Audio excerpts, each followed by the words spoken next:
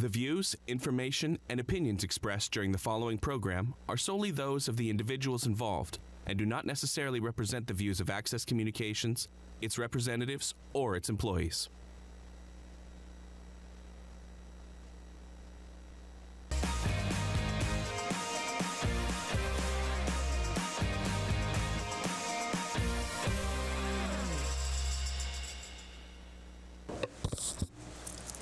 Well, good evening and welcome to Weyburn City Council's regular meeting for Monday, December 9th, 2024. This is our last meeting of the year. We've got a bit of an agenda.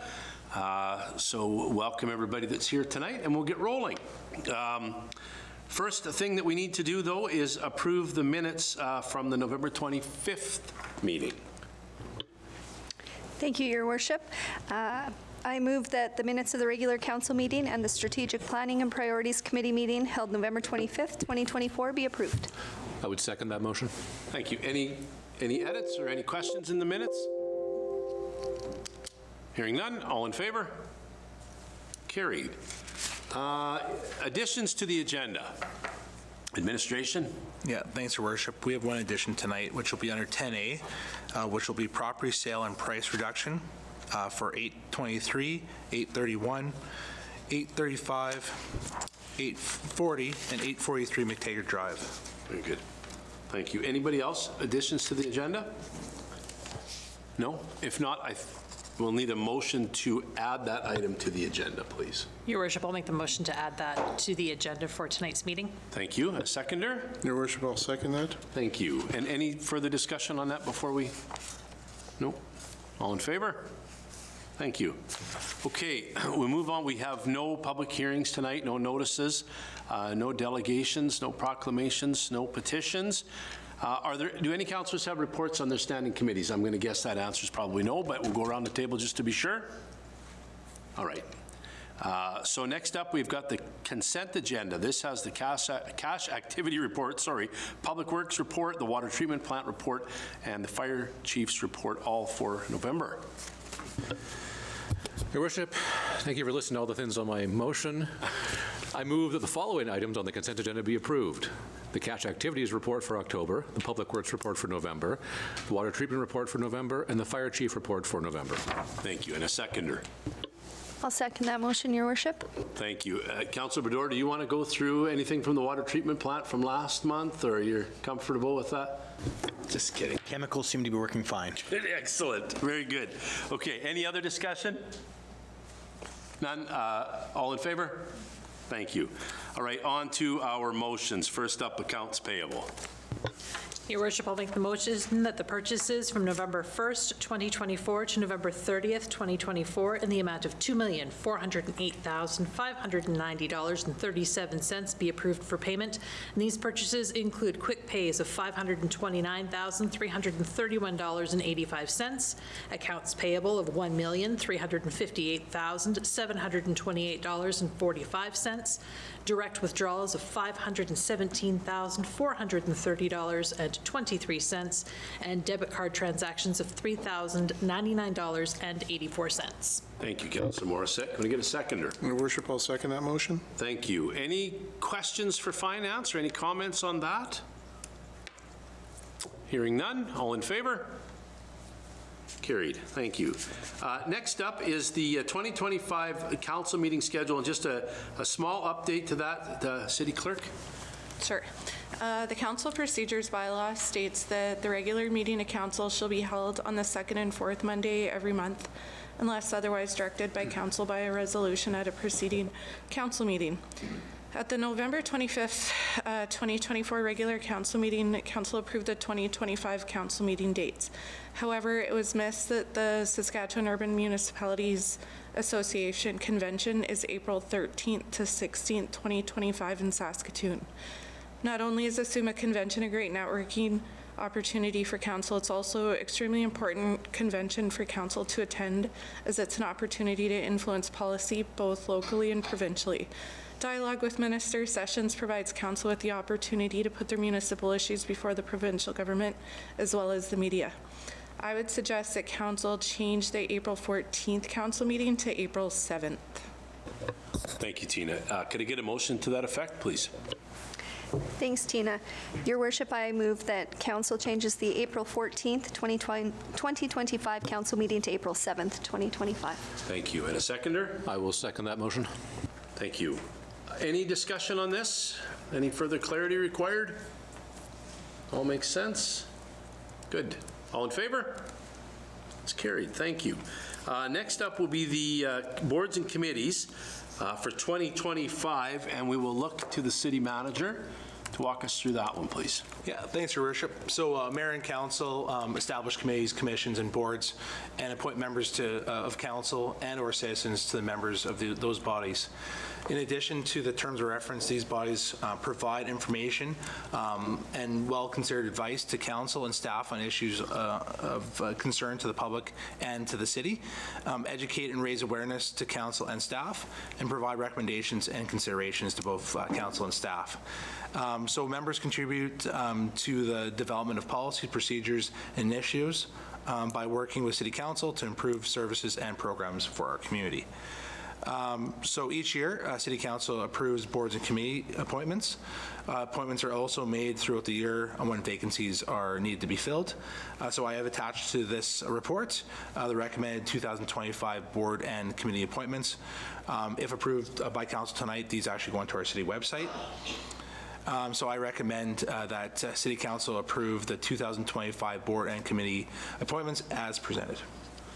Thank you, City Manager. Can I get a motion to get it on the floor, please?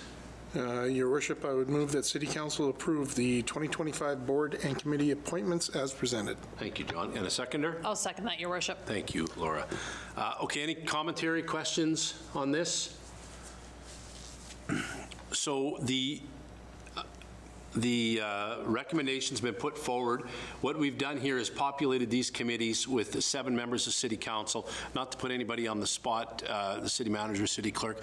If a member of the public was interested in serving on one of the city's boards or committees, what's the process they would use for that? Yeah, so we have an application process for that, so people can fill out application forms. It gives them an opportunity to provide some background on themselves and committees they'd like to be a part of. Those are submitted directly to our city clerk. Once those are received, if there's a vacancy, we'll take it back to our council or to the staff member involved with that committee, and then have that brought back to see if that person would fit to fill that vacancy within that group. If not, we keep them on file, and if someone does become vacant, we'll follow back up with that individual. Thank you. So, and that application is on the website? Yes, it is. Perfect. Thank you. Okay, anything else on the committees? Hearing none, call the question. All in favor? And that's carried. All right. On to 7D, the city manager and our budget timelines. Yep. If you would, please. Yeah, thanks, Your Worship. So the City of Weyburn has a policy in place that establishes guidelines and responsibilities for the annual budget process. And this was established back in 2017. The key responsibilities and timelines include, for council, to direct myself, the city manager, as to the budget increases for the forthcoming year by September 15th. Approve an annual budget by December 20th of each year unless council has approved by motion an alternate target date, which I'm looking for tonight from council.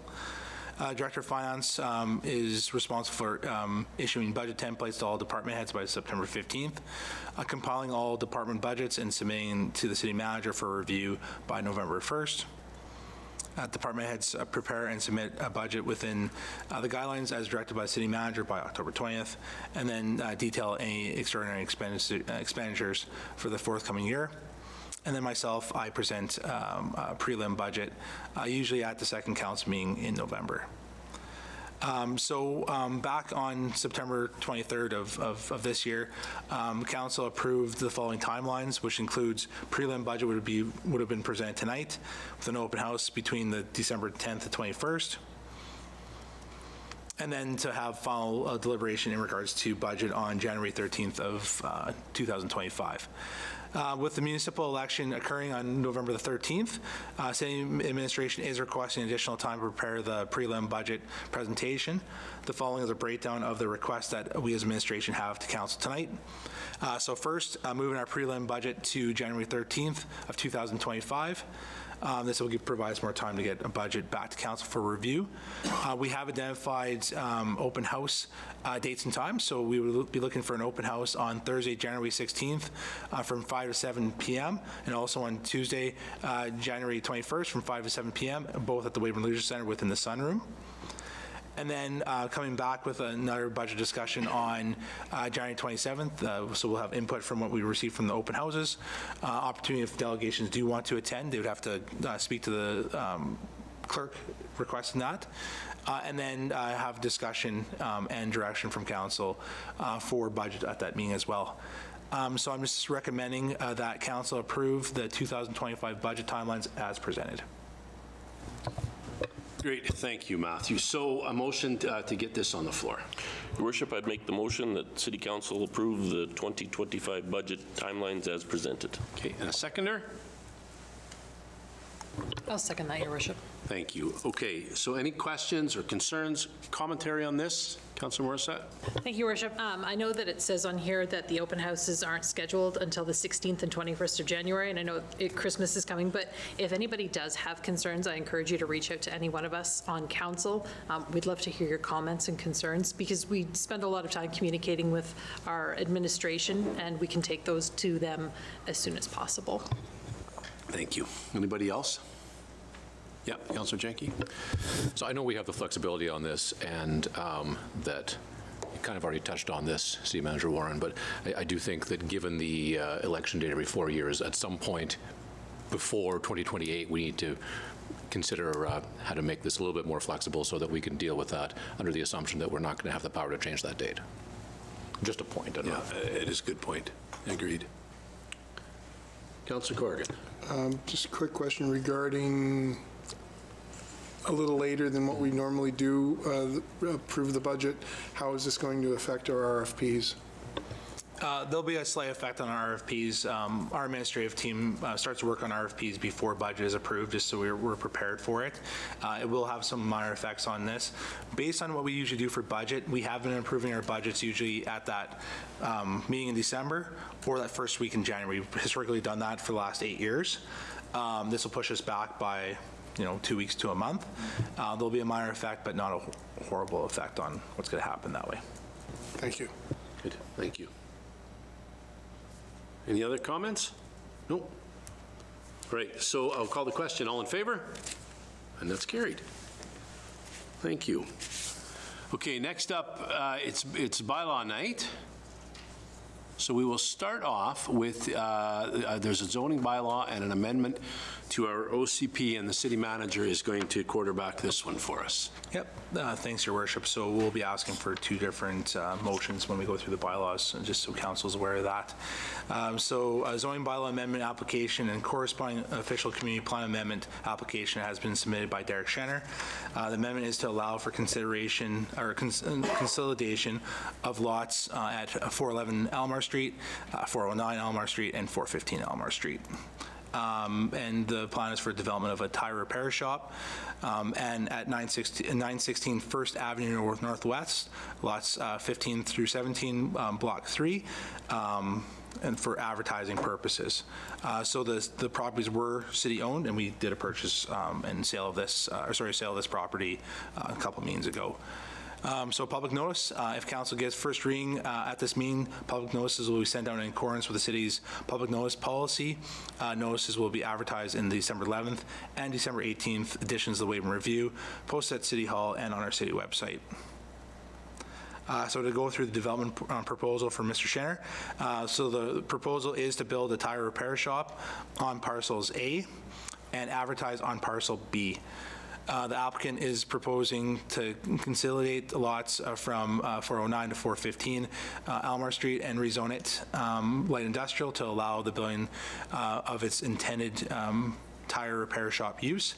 Lot 96 at 916 First Avenue would only be used for advertising, and no development has been proposed for that parcel. So the OCP and zoning amendments are required to facilitate the developments and subject properties as currently on both parks and open use and recreation zone, as well as a mixed use district, which limits commercial development. So we show you an image of the subject property, which is off of First and on Elmer Street.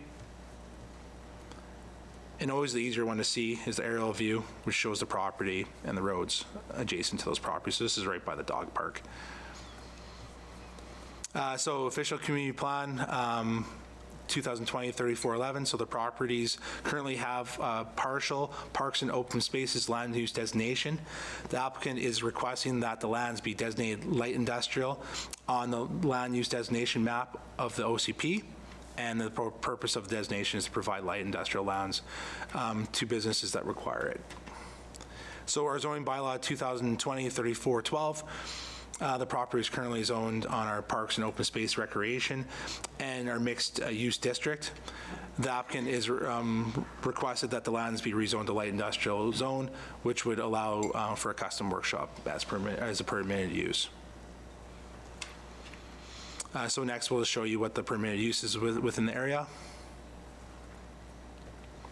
So we require ministerial approval, so official community plans amendments must be approved by the Minister of Government Relations after final reading of the bylaw, which this bylaw is 2024-3492. It will be submitted to the province for ministerial approval. Both bylaws will take effect upon approval from the ministry. So we have some options here for council to review tonight. So option 1 is for council to provide first reading to bylaw 2024-3491, being a bylaw to amend the zoning bylaw to rezone the aforementioned lands from parks, open space, and recreation zone and mixed use district to a light industrial zone. Second part of this motion would be the council gives first reading to the bylaw 2024-3492, being a bylaw to amend the official community plan to designate the aforementioned lands as light industrial zone on the future land use and a land use designation map. And then what will happen is that then council would direct administration to advertise both bylaws as per public notice policy. The second option is for council to refuse the reading of bylaws 2024-3491 or and 2024-3492 and direct administration to advise the applicant their refusal, and then you have to provide reasons for that refusal. So the staff recommendation tonight provided to you will be that council gives first reading to both bylaw 2024-3491 and 2024-3492 to amend the official community plan and the zoning bylaws as mentioned above. Thank you, City Manager. So I think we'll do the zoning bylaw first. So we'll look for a motion to do the first reading of that. Your Worship, I move that council give the first reading to bylaw 2024-3491, being the bylaw to amend zoning bylaw to rezone above-mentioned lands from parks and open spaces and recreation zone, POS, and mixed-use district, MU, to a light industrial zone. Thank you. And a seconder? I'll second that, Your Worship. Thank you. Okay, discussion on this. None? All right. So to be clear, we're going to do a first reading tonight, and then we will communicate to the public that if there's concerns or if they have questions, that they should be bringing those into City Hall or to the city clerk through email, phone call, or whatever. Yep, and then after that, Your Worship, second, third reading would come back to the January 13th. Very good, Council. So around a month. Okay. If there's nothing else, and I'll ask the question, all in favor? And that's carried. Thank you. So now in order for that to happen, we also have to submit an amendment to our official community plan. So if that motion is available. Your Worship, I'd like to make the motion that council give first reading to bylaw 2024-3492, being a bylaw to amend the official community plan to designate the above-mentioned lands as light industrial zone on the future land use and land use designation map, that council directs administration to advertise bylaws 2024-3491 and 2024-3492 as per the public notice policy. Thank you. A seconder? I'll second that, Your Worship. Thank you. Any questions on this? Concerns? To be clear, this only goes to, if it's approved, by the way, in time, it goes to the ministry. This does not have to go to district planning just because of what its location within the city. It's more than the necessary distance from? That's correct, Your Worship. Okay, thank you. Okay, hearing nothing, all in favor? Carried. I think we're done with that one, right? Yeah, good, okay. On to next one. This is a bylaw regarding the Queen Street access closure, and we'll turn it over to our Director of Engineering. Okay. So Queen Street Railway Crossing has been identified as not meeting Transport Canada's standards. A review of this railway crossing was completed by KGS Group in 2016 and again as part of the Regional Transportation Study in 2019. Both these reports recommended a closure or restricted access of the Queen Street crossing due to it not complying with the current standards. From CP Rail data, Queen Street since 2017 is the only railway crossing in Weyburn city limits to have train vehicle incidents during this time period. Since 2010, the Queen Street crossing has 10 struck vehicle incidents from the Transport Canada's rail network database, with the most recent incident occurring on November 6, 2024. In 2021, the Saskatchewan Ministry of Highways and Infrastructure held an open house and had a public survey requesting feedback on potential improvements to the intersection of Highway 13 and Highway 39. In 2022, the ministry started design work for a roundabout at this intersection. The project includes the widening of Highway 39 at the Queen Street entrance. Below you can see Figure 1, the aerial image of the subject area. On November 15th, 2024, the Ministry of Highways provided the Director of Engineering with an update on the Highway 13 and 39 roundabout project. The tender for the twinning and roundabout was issued in November 2024 with a late December award. The ministry plans to have the Queen Street crossing approach removed on the north side of Highway 39 in March 2025 before the Highway 13 and 39 detours are implemented. The plan to close the Queen Street access prior to implementing the detour for the roundabout construction is to restrict vehicles from using Queen Street as an alternate route due to the safety issues already presented at the rail crossing. The ministry would be responsible for providing all the construction services and coordination with CPKC, formerly CP Rail, for the portion of Queen Street within the Highway 39 right-of-way, which is south of the railway, due to the planned widening of the Highway 39 at this location. The ministry proposed to provide services to remove the portion of Queen Street on the north side of the railway at the same time, leaving Queen Street as a dead end at A&B Concrete South property line. The ministry requested direction from the City of Weyburn on the portion of Queen Street north of the railway before March 2025. The administrative steps required for the City of Weyburn to close a road are as follows. 1, send letters to utilities, SaskPower, SaskEnergy, TransGas, and SaskTel, regarding possible utilities under the street and road. 2, City issues the public notice in accordance with public notice policy regarding the possible street road closure.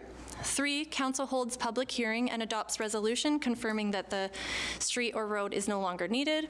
4, City requests consent from the Ministry of Highways and Infrastructure and submits the following items: a copy of Council's resolution to close the street road, verification that the proposed closure will not affect public access, legal land description and drawing, reason for closure, and copies of replies from the utilities.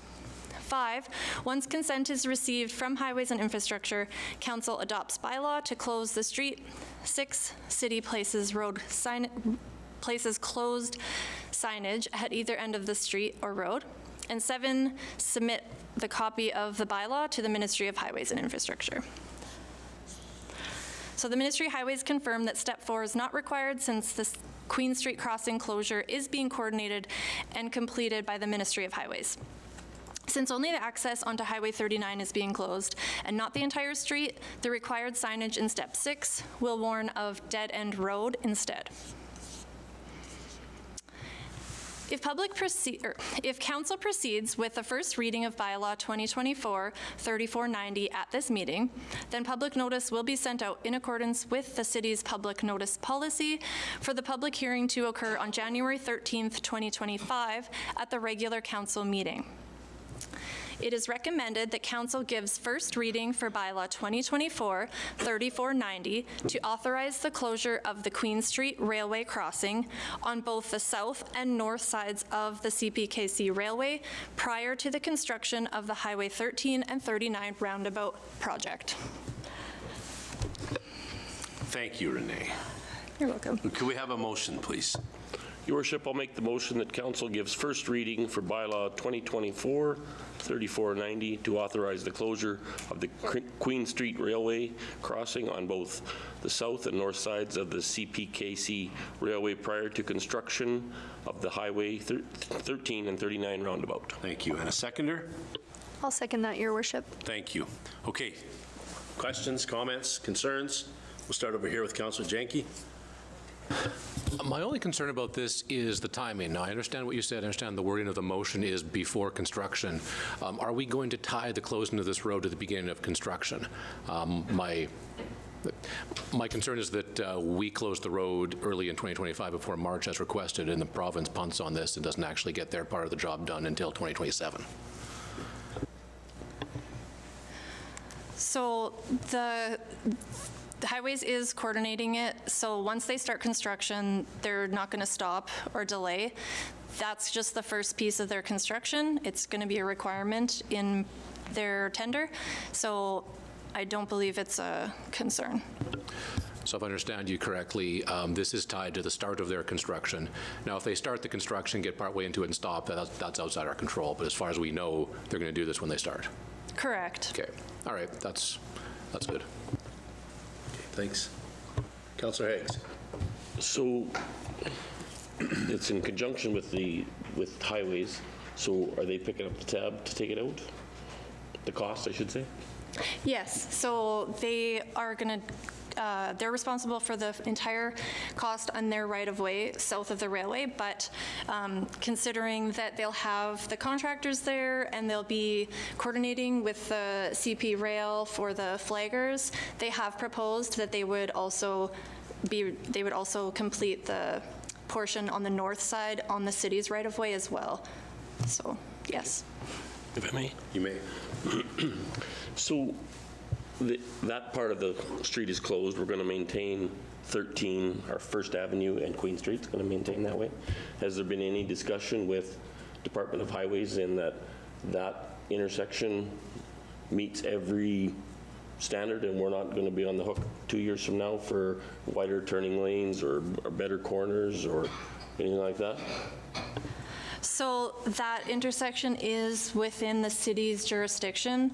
So I would recommend that the city could do a traffic study to determine if there's intersection treatment required or recommended. But if so, it will be the city's full responsibility.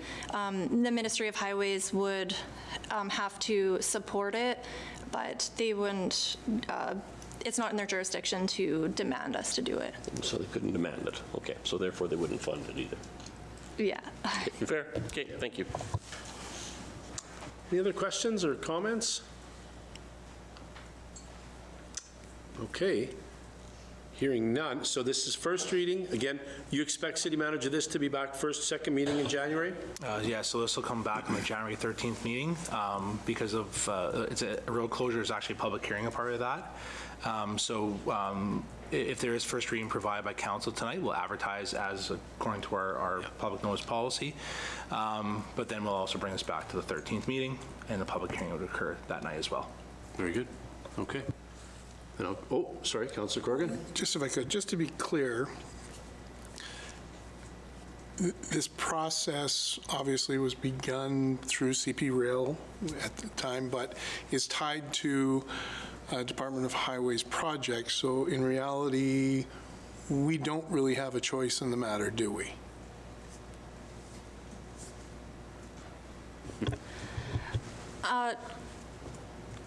No, it is a requirement of Ministry of Highways construction in their right-of-way, so no. They've made it a part of the project itself? Yeah. Yeah, okay. So we were just following through on the directive from the Department of Highways. Yeah, we're just cooperating. Yes, okay, super. I think the way you explained it to me once was as they widen 39 Highway in the approach up to the new intersection at 13 and 39, there would be literally no room for an approach onto Queen Street. Once that was widened out, I think is how it was explained to me. For Highway 39 Yeah. and Queen Street, yeah. Yeah, so in essence, Councillor Gorgon, you're right, we have no choice. Yeah. Okay. One last go around. Any questions? No? Okay, we'll call the question then. All in favor? Thank you. Yeah, that's that. So now we'll go on to unfinished business. So we have, last time, we talked about the portable sign bylaw, and I know the city manager is going to give us an update on that, and then we'll do some bylaw changes. Yeah, thanks, Your Worship.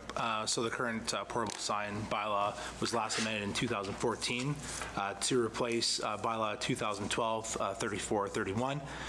The city of Weyburn began to see an increase of unpermitted portable signs on both commercial and city property.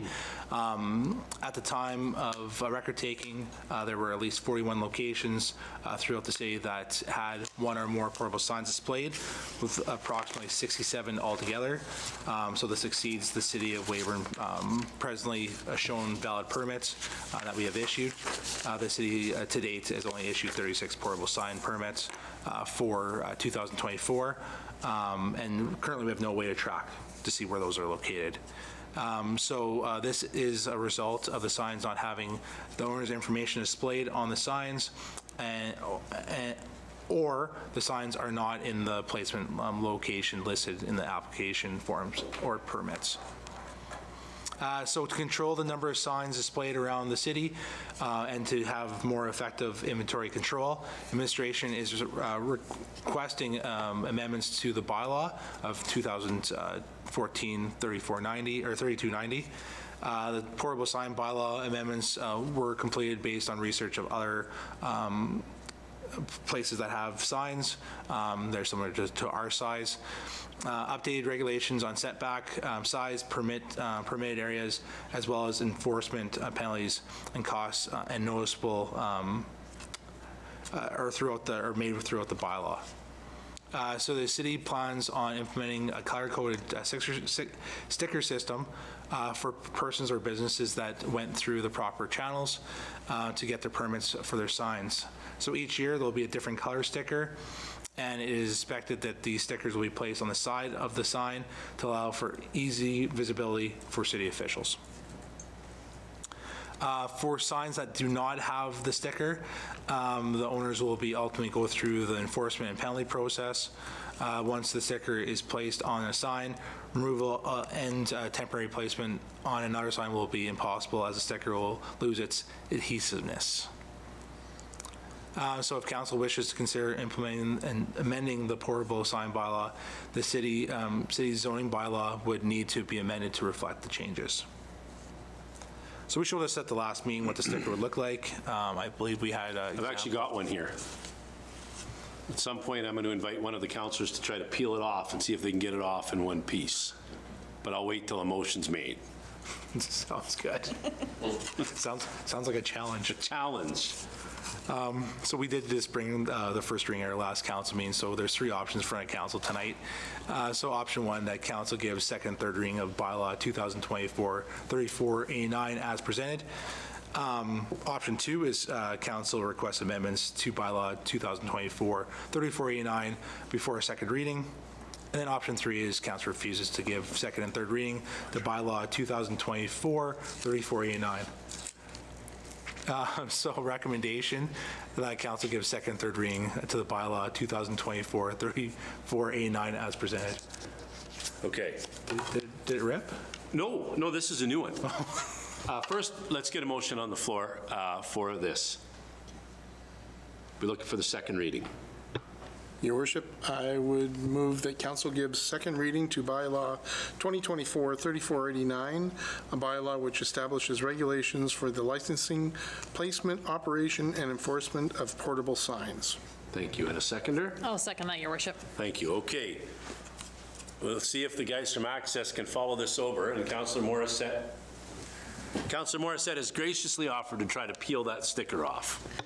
I also have a question. Yes, start. Yep. While you're peeling. Multitasking. Matthew, do you know if there were any concerns received from the business community or anybody who currently has a sign? Yeah, we had one business owner come in with questions, more about the process, asking about, costing around the sticker, which there is no cost, and we take the costing on that. But that's the only thing that we had come through was someone who actually has a lot of signs in town. And I think they're very open to the process moving forward. Anybody else got questions or concerns about this? We all just want to watch Laura struggle to see if she can get that off there, because she's determined if she's going to let it. Okay, so we have second reading done. Now, we will also need to repeal the bylaw in a second, but if there's no other questions, then I'm going to call for the vote on the second reading. No other concerns? It looks like fraud's not going to be a concern. No? Okay, good. All right, all in favor? Carried. Now we'll look for third reading. Your Worship, I would move that Council give third reading and pass bylaw 2024-3489, a bylaw which establishes regulations for the licensing, placement, operation, and enforcement of portable signs. Very good. And a seconder for that, please? I'll second that, Your Worship. Thank you. Okay, last chance. Questions, comments? I think this is, yeah, go ahead. I'm going to need another sticker. You're going to need another sticker? You wrecked that one? Yeah, I'm not very good at this, and I think this is a great, because there's no way that you can believe that that was not taken off and put back on another sign. Right. So very well done in the design. Thank you. And you've seconded the motion? I did second that motion as well. Okay. I don't hear any other comments or questions. All in favor? Carried. Thank you very much. It's a good policy and appreciate it. Good work. Now we have to repeal the old bylaw. So that is 2024-3493. Do we have a motion for that? You to put me back to work, Your Worship? So I'll make the motion that bylaw 24-3493, a bylaw to repeal the City of Weyburn portable sign bylaw 2014-3290, be read a first time. And a seconder? I'll second that, Your Worship. Thank you. So any conversation around this? What we're doing is, this is the one that we're replacing. So we're just repealing this. All in favor? Go ahead. Your Worship will make the motion that bylaw 2024-3493, a bylaw to repeal the City of Weyburn portable sign bylaw 2014-3290, be read a second time. I will second that motion, Your Worship. Thank you. All in favor? Third time's the charm. Third time's the charm. Your Worship will make the motion that bylaw 2024-3493, a bylaw to repeal the City of Weyburn portable sign bylaw 2014-3290, be read a third time and passed. Okay, last chance. I will second that motion also, Your Worship. Thanks. No questions? All in favor? Carried. That's it. Thank you very much. We're through that. Right, we've covered that one off, Tina? That's it? Yep, thanks. Good. Okay, we do have now one item under new business, and this is the sale of lots on McTaggart Drive, and I would turn this over to the city manager. Yeah, thanks, Your Worship. So the city has received an offer to purchase from William Maurer for a total of 6 city-owned residential lots for the prices of $30,000 plus taxes per lot, for a total of $180,000 plus applicable taxes. The lots currently range from $66,449.59 to $71,719.70 plus taxes, and have a 50% discount applied. At the March 28th, 2022 council meeting, council approved that 50% reduction on these 6 lots. So the proposed lots are fully serviced lots along McTaggart Drive that are still vacant and owned by the City of Weyburn. The remaining lots on McTaggart Drive have been sold and built on, so the ones that we did not reduce in price. We also have additional lots available there as well. Given the lots have not been sold in more than 10 years, the costs of developing the lots have not been recovered by the city, and there has been the continued cost of maintaining each lot. So that's doing our grass maintenance, weeds to those lots. To encourage the sale and development of the 6 vacant lots to complete the existing neighborhood, it has been recommended that council consider reducing the lots of the 6 McTaggart Drive lots with an additional 50% discount rate on each lot. The applicant is applying under the show home incentive program, is proposing to build a show home or a spec home on one of the lots, and then ultimately build other houses on the remaining purchased lots. The show home incentive program is an incentive to aim to encouraging home builders, contractors, and businesses to develop new finished homes in underdeveloped residential subdivisions throughout the city of Weyburn. So what we have provided here is lot prices, so original lot prices. The lot prices that were reduced when we reduced the lots back in 2022, and then proposed additional reductions. So we're ranging all the way from $33,644.85 to $35,859.85. And then we're just showing a picture of the developed lots that they're looking at.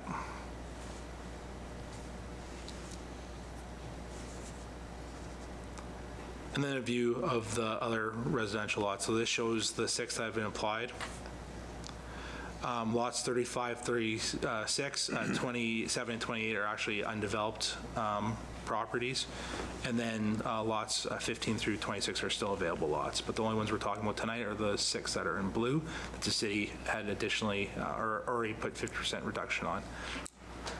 So if council were to move forward with the sale would be contingent upon the following conditions. Condition number 1 would be the show home must be completed within 12 months of the date the building permit is issued. The applicant can build a maximum of 2 show homes within 12 months of the date the building permit is issued. All 6 show homes must be completed within 4 years of the date of the building permit being issued. And then all show homes must be a single detached dwelling units and finish graded in the front yard and have a finished hard surface driveway. So offsite development levies do not go onto these properties because they're already included in the price of the lots. So administration has 3 options for council tonight. So first is to approve the sale of the lots. So 823, 831, 835, 839, and 840 and 843 McTaggart Drive to Wally Maurer for the purchase price offered at $30,000 plus applicable GST per lot, which would be $180,000 plus applicable GST with the conditions listed above. The second option would be provide a counteroffer on the lots, on the 6 lots on McTaggart Drive, back to Wally Maurer, an additional discount of 50% on each lot, ranging from $33,224.79 to $35,859.85 plus taxes, and then with the conditions listed above. And then the last option is to not accept the offer for the sale of the properties listed. So a recommendation for administration tonight is that council provides a counteroffer for the sale of lots 823, 831, 835, 839, 840, and 843 at McTaggart Drive to Wally Maurer at an additional discounted cost of 50% on each lot, ranging from $33,224.79 to $35,859.85 plus applicable GST with the conditions listed above. Thank you, Matthew. So can we get a motion first to get this on the floor? I can make that motion. Thank you. I move that council provide direction to administration to pursue option 2, provide a counter offer for the sale of lots 823, 831, 835, 839, 840, and 843 McTaggart Drive to Wally Maurer at additional discounted cost of 50% on each lot, ranging from $33,224.79 to $35,859.85 plus applicable GST with the listed conditions. Thank you. Will someone second that? I'll second that, Your Worship. Thank you. All right. Questions? Councillor Janke. Your Worship, if I may, I would like to take the additional step of amending my own motion to add the language to it that this is part of the City of Weyburn's attempt to get out of the business of selling lots. Very good. Or specifically, I move that the previous motion on the floor be amended with the rider, this is part of the City of Weyburn's attempt to get out of the business of selling lots. Yeah, I think you are the mover of that, so it would be a friendly amendment, as long as your seconder would agree to it. Yes. Thank you. So as part of the city's strategy to get out of the lot development and sale. Yeah, I like that wording better, thank you. Yeah. And the reason that I'm amending my own motion this way is so we can debate that separately and not have to be all or nothing with the whole thing. Okay. So first, then, let's debate, I suppose, the amendment. Correct? Any commentary on the amendment? Your Worship, I would agree with the stance that Councillor Janke is taking, that this is the direction that we want to take. We have a number of lots within the city that are still owned by the City of Weyburn that have been sitting idle for a number of years, and it is time to, I believe, remove those from our inventory in a timely manner, if at all possible. Very good, thank you. Anybody else got a commentary on that? Just on the strategy, I think, at this point. The strategy being what was said, we no longer want to be developing and selling individual lots. Okay. Councillor Bloor? Yeah, I think I do agree with the strategy. I did hear a lot of feedback from developers and people that have built in that area that struggle with us being in the business, and I think this is a good step going forward to saying, hey, we're not going to be in this business anymore, and there might be a little pain during that time, but we're going to get there. Yeah, thank you for that. Okay. Process-wise, do we vote on the amended motion first, then on the motion? We vote on the amendment first, then we vote on the motion? Is that correct?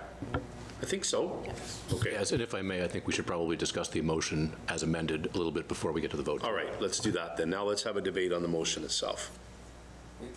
Nope. We haven't amended the motion yet. We have to vote to amend the motion. Vote to amend the motion. All right, very good. Who will, so the motion has been made. Let's vote now. All in favor of the amendment. Sorry about that. Okay. So now we have a new motion on the floor, which basically is option 2 with the language that this is the city's strategy to get out of the lot development business. Questions? Comments? Yeah, Councillor Sedlowski. Your Worship, I'd just like to clarify, so if these conditions are not met, the lots will revert back to the city, is that correct? That's correct, Councillor Sedlowski. Thank you. Councillor Higgs. Is it, being that we want to get out of, and I agree with, get out of the lot business, is it fair to say that we'd be open to offers on property throughout that we have for residential lots? Yeah, so the City of Weyburn does receive offers on not just residential, but on commercial lots. We've brought many back to council, such as this. That's our current process that we follow for that. Okay. Councillor Janke. I guess at a very high level, I'm conflicted on this because on one hand, anytime we sell lots for less than we've sold them for previously, we're undercutting the people who bought them previously at the higher price. But at the same time, our fiduciary responsibility here is to residents who have told us that the price of housing in our community, much like all of the province and all of the country, most of the Western world right now, is too high.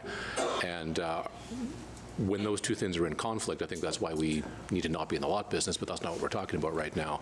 I have to come down in favor of this sale. Just our responsibility, first and foremost, is to get housing affordable in front of people as quickly and as effectively as we can.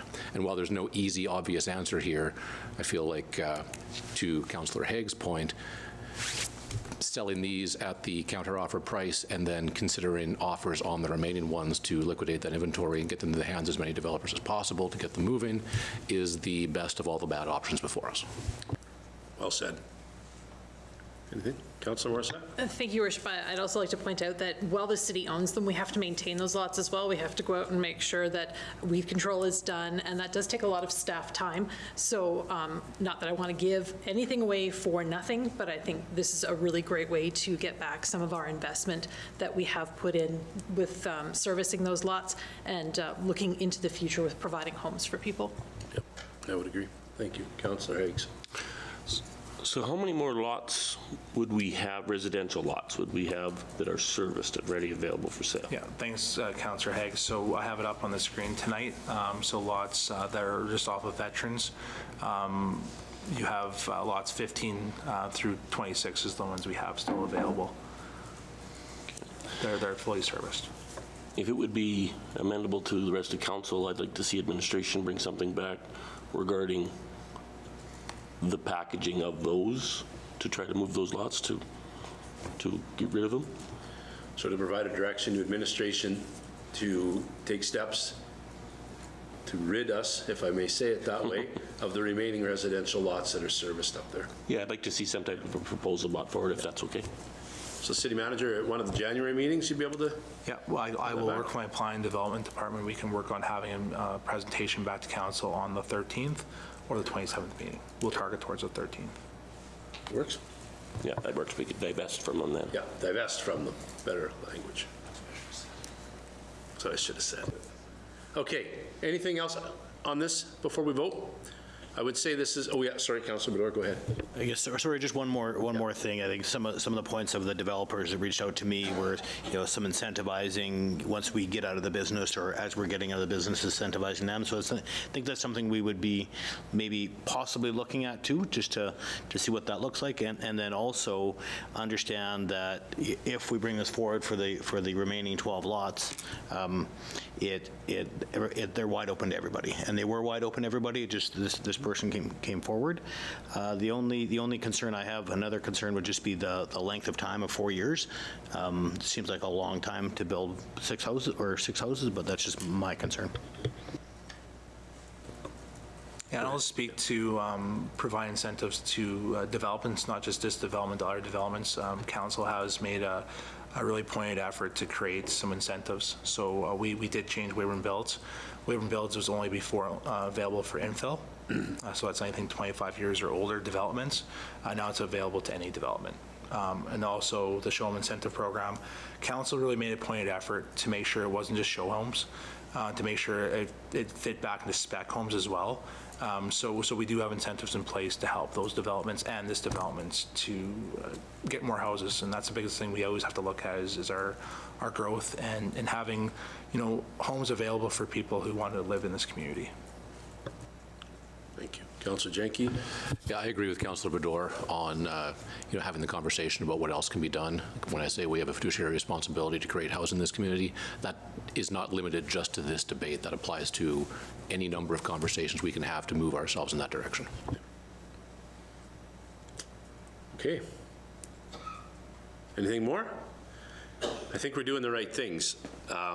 This is the right move, I think, as well. So I'm going to support this too. So we'll call the question. All in favor? Good. Thank you. That's unanimous. And that is it for new business. So we will move on to inquiries and announcements.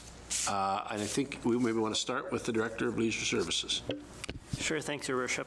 So again, just using this as a platform to provide an update on our Weyburn Leisure Center. So just as kind of a background so that, no news is old news, but back in September, when we went to fire up for the indoor season, we came across a water leak where we were losing 32,000 liters of water a day. Staff stumbled across it in the crawl space surrounding the pool basin. When we came across that issue, obviously we started investigating our system to make sure we could sort out the issue and hope to find the problem. We inspected all of our plumbing systems, our drains, basically everything that we could think of at the time, but to no avail. So we had to drain the pool. Once the pool was drained, we brought in third-party ground penetrating radar consultants to come do a complete scan of all of our concrete. So the pool basin, the hot tub, the teach pool, and the pool deck surrounding all of it. Unfortunately, when we received the results from that, they indicated that we were experiencing some major structural failures with the rebar and the concrete, seeing some delamination and some other issues going on with that concrete pool basin. So here we sit today. We are just trying to work forward through different options. We actually have sent out a request for proposal to some consultant firms to help work through a process of identifying the next best steps for the city. So essentially we're doing a feasibility study of the indoor pool, as well as looking at some other options, whether that's an expansion or remodel of that facility, or perhaps new construction. We're looking at all angles. So that RFP is already out, and we hope to bring that back to council probably the first meeting in February for award, so that we can get working on that process. One thing I do want to kind of point out is back in spring of 2024, we actually did get a facility assessment done as kind of that groundwork to start planning for the future, to get a good to capture all of our mechanical systems, structural systems, and everything that we have going on at that facility, so that we could start to plan for the future. That was the first step. It indicated a number of issues with the facility, which we were expecting because it is aging.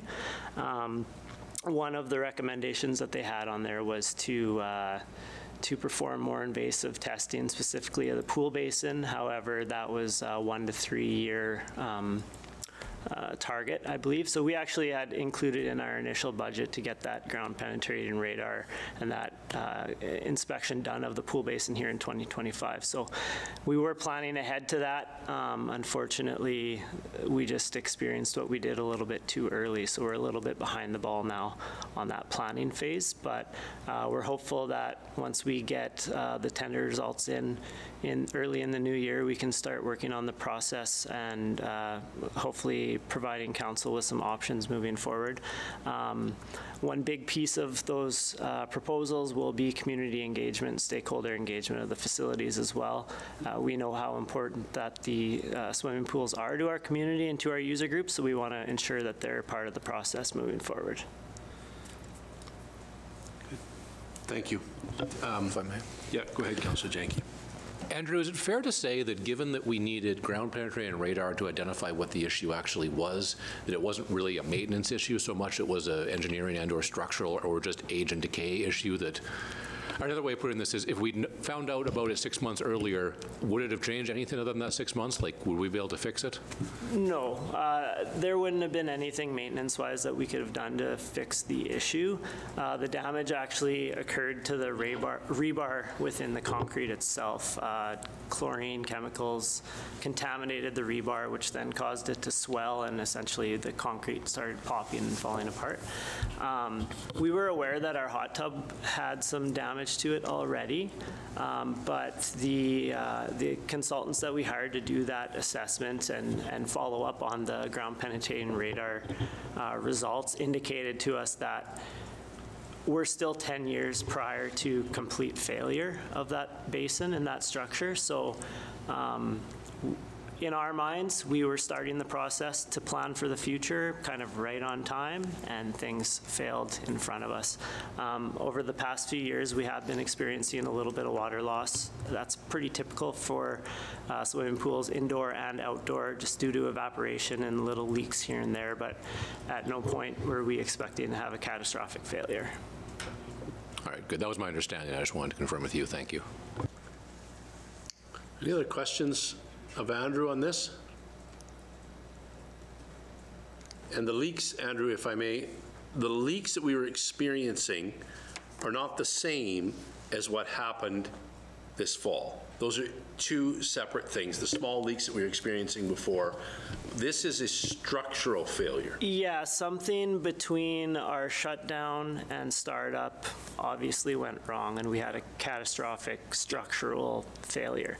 The unfortunate thing is, when you're above the pool deck, you have really no idea. It's all tiled with grout, and everything looks fine. So the damage occurred somewhere within the crawl space underneath the dirt, basically, that our staff wouldn't visually see. They may have seen a little bit of damage to the outside of the pool wall in some locations, but that appeared to be more of an appearance thing, not a major structural issue. So it's unfortunately, there's nothing that we could have done maintenance-wise to protect ourselves from this. The concrete simply just failed. Right. Yeah. I was fortunate enough to get downstairs with your facilities manager, and I can tell you, you could stare at that block of concrete all day, and it just looks like a block of concrete. It would have been very difficult to tell that there was a structural failure there. What I could see, I'm no expert on concrete, but it doesn't look like, it just is what it is, I think, and that's unfortunate. Anything else? Any other inquiries and announcements? Yeah, Councillor Silowski, I'll get you next. I just wanted to congratulate Weyburn Minor Hockey on a fantastic outdoor tournament. Given the circumstances, they weren't ideal, but it seemed like everybody had a blast. I woke up and could hear the excitement from my backyard. So that was very, very awesome to see, and to see the residents go down and our visitors from out of town. Yeah, lots of good comments from all over the province on social media, so that was excellent. Councillor Morissette? Actually, I just wanted to add to Councillor Sadowski and thank Andrew and the staff. I want to commend the staff on being so adaptable for, making the outdoor rink available so quickly, and then finding other things for families to do while they were here in Weyburn. I think it made it an enjoyable experience for people who traveled from North Battleford. I'm sure that was as far away as some of those teams came. So, thank you to you and your staff. I know it's been a hard few weeks, few months, and you guys are just sticking with it and finding new and creative ideas to bring people to Weyburn. So thank you very much. Ditto. Your Worship, we should consider making this an annual event. I know we can't always count on December weather to be this accommodating, Absolutely. But it was great. I totally agree. Totally agree. Andrew, did you want to add something? Sorry, I forgot to touch on it with the pool. I'm going back to that, sorry. I just do want to point out that we have no timeline for reopening the indoor pool. It's going to be kind of a year-to-year kind of outlook, but we will be operating seasonally on the outdoor pool. So that structure is fine. Our mechanical systems and everything tied to that is in working order and good condition. So I just wanted to be clear that we will still have those swimming services available. Thank you. Okay, I think that's it. Very good. No notice of motion, so we'll be back. I wish everybody a happy holiday season, I suppose, and a Merry Christmas. We will be back on Monday, January 13th for our first regular meeting of 2025. With that, we'll call this meeting adjourned.